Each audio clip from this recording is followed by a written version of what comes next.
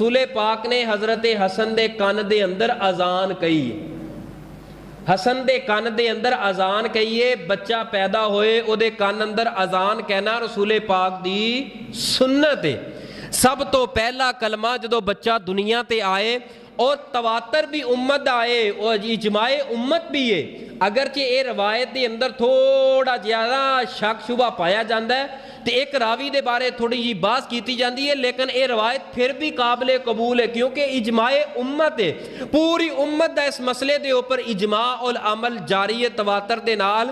کان دے اندر کہیے رسول پاک علیہ السلام نے اذان، اور بچے دے کان اندر اذان کہنا رسول پاک دی کی ہے سنت ہے۔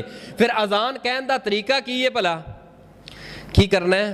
الصلاۃ والسلام علیکہ یا رسول اللہ ہے، پھر اس تو بعد اذان شروع کرنی ہے جی ہے نا؟ نہیں اچھا تسی